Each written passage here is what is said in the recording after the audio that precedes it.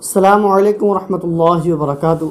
حضرات محترم، آج کی اس ویڈیو کے اندر ہم گفتگو کریں گے انجینئر محمد علی مرزا دجال کے حوالے سے کہ وہ کس طریقے سے جو ہمارے بزرگ گزر چکے ہیں ان کو حقیر سمجھتا ہے اور ان کی شانوں کو گھٹاتا ہوا نظر آتا ہے اور ان کے اوپر بکواس کرتا ہوا نظر آتا ہے، لیکن جو اس کے ماننے والے ہیں کہ جن کو ہم اندھ بھکت کہیں تو کوئی غلط نہیں ہوگا، کیونکہ وہ انجینئر کی کمی نہیں دیکھ پاتے ہیں، اس کی غلطی نہیں دیکھ پاتے ہیں کہ وہ کس طریقے سے چاہے نبی علیہ الصلاۃ ہو، چاہے صحابہ ہو، چاہے تابعین ہو، ائمہ اکرام ہو، چاہے اولیاء اکرام ہو، کسی کو بھی وہ جو چاہتا ہے من میں آتا ہے بھونکتا ہوا چلا جاتا ہے، لیکن جو اس کے ماننے والے ہیں ان کو یہ باتیں نظر نہیں آتی ہے۔ آج دیکھیے کہ وہ کس طریقے سے یہ کہہ رہا ہے کہ صاحب صحابی ہونا کوئی بڑی فضیلت کی بات نہیں ہے، اور پھر دوسری ویڈیو کے اندر جھوٹ بھی بول جاتا ہے۔ آپ ویڈیو دیکھیے، پھر انشاءاللہ اس کے اوپر ہم گفتگو کرتے ہیں۔ صحابی ہونا کوئی بڑی فضیلت نہیں ہے، اصل فضیلت ہے لا الہ الا اللہ محمد رسول اللہ کا اقرار کرنا۔ صحابی ہونا کوئی بڑی فضیلت نہیں، یہ میں نے حضرت عمر بن عاص کا جملہ ریپیٹ کیا تھا جو مسلم شریف میں 321 نمبر حدیث میں ہے، جب ان کی موت کا وقت قریب آتا ہے اور انہیں یہ شرمندگی ہوتی ہے کہ انہوں نے حضرت معاویہ کے ساتھ مل کر حضرت علی کے خلاف جو جنگ کی تھی، اس پہ وہ شرمندہ ہوتے ہیں۔ تو حضرات محترم، جیسے کہ آپ نے ویڈیو دیکھا کہ پہلے ویڈیو کے اندر یہ کہتا ہے کہ صاحب صحابی ہونا کوئی بڑے فضیلت کی بات نہیں ہے، اصل فضیلت ہے لا الہ الا اللہ محمد رسول اللہ صلی اللہ علیہ وسلم۔ یہ کہہ رہا ہے کہ کلمہ پڑھ لینا فضیلت کی بات ہے، صحابہ ہونا کوئی بڑی فضیلت کی بات نہیں ہے۔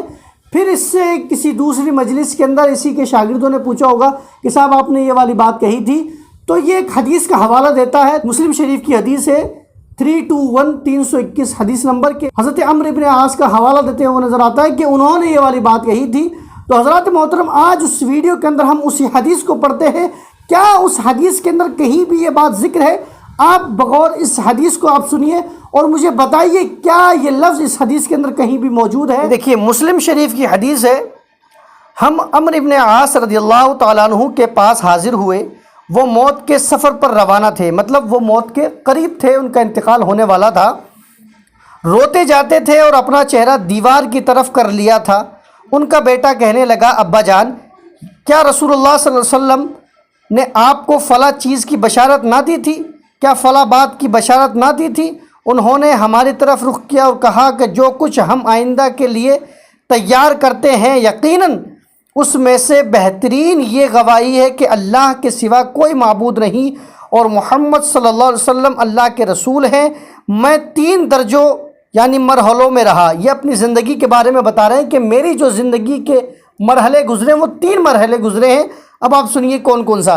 پہلا یہ کہ میں نے اپنے آپ کو اس حالت میں پایا کہ رسول اللہ صلی اللہ علیہ وسلم کے ساتھ مجھ سے زیادہ بغض کسی کو نہ تھا، اور نہ اس کی نسبت کوئی اور بات زیادہ پسند تھی کہ میں آپ پر قابو پا کر آپ کو قتل کر دوں۔ اگر میں اس حالت میں مر جاتا تو یقیناً دوزخی ہوتا۔ یہ بتا رہے ہیں کلمہ پڑھنے سے پہلے کی بات کہ اگر حضور علیہ الصلاۃ والسلام پر جب تک میں ایمان نہ لایا تھا تو میں یہ چاہتا تھا کہ حضور علیہ الصلاۃ والسلام پر قابو پاؤں اور ان کو معاذ اللہ شہید کر دوں۔ یہ کلمہ پڑھنے سے پہلے کی بات ہے۔ اب دوسری بات یہ بتا رہے ہیں کہ دوسرے مرحلے میں جب اللہ تعالیٰ نے میرے دل میں اسلام کی محبت پیدا کر دی تو میں نبی صلی اللہ علیہ وسلم کی خدمت میں حاضر ہوا اور عرض کی، اپنا دایاں ہاتھ بڑھائیے تاکہ میں آپ کی بیعت کروں۔ آپ نے اپنا دایاں ہاتھ بڑھایا، کہا تو میں نے اپنا ہاتھ پیچھے کھینچ لیا۔ آپ نے فرمایا، عمر تمہیں کیا ہوا ہے؟ میں نے عرض کی، میں ایک شرط رکھنا چاہتا ہوں۔ فرمایا، کیا شرط رکھنا چاہتے ہو؟ میں نے عرض کی، یہ شرط کہ مجھے معافی مل جائے۔ آپ نے فرمایا، عمر کیا تمہیں معلوم نہیں کہ اسلام ان تمام گناہوں کو ساقط کر دیتا ہے جو اس سے پہلے کیے تھے، اور ہجرت ان تمام گناہوں کو ساقط کر دیتی ہے جو اس ہجرت سے پہلے کیے گئے تھے، اور حج ان سب گناہوں کو ساقط کر دیتا ہے جو اس سے پہلے کیے تھے۔ اس وقت مجھے رسول اللہ صلی اللہ علیہ وسلم سے زیادہ محبوب کوئی نہ تھا، اور نہ آپ سے بڑھ کر میری نظر میں کسی کی عظمت تھی۔ میں آپ کی عظمت کی بنا پر آنکھ بھر کر آپ کو دیکھ بھی نہ سکتا تھا، اور اگر مجھ سے آپ کا حلیہ پوچھا جائے تو میں بتا نہ سکوں گا، کیونکہ میں آپ کو آنکھ بھر کر دیکھتا ہی نہ تھا، اور اگر میں اس حالت میں مر جاتا تو مجھے امید ہے کہ میں جنتی ہوتا۔ پھر تیسرا مرحلہ یہ آیا کہ ہم نے کچھ چیزوں کی ذمہ داری لے لی، میں نہیں جانتا ان میں میرا حال کیسا رہا۔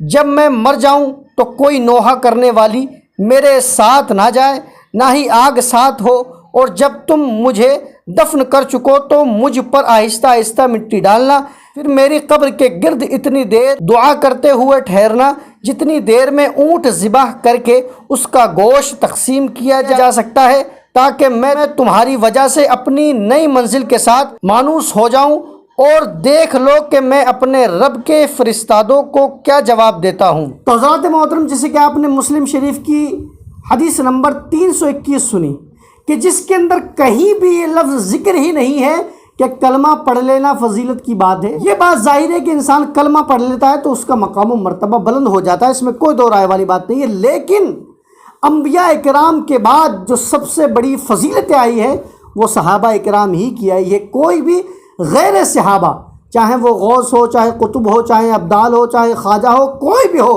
کوئی بھی اللہ کا ولی کسی صحابہ کے مرتبے پر ہرگز نہیں پہنچ سکتا ہے۔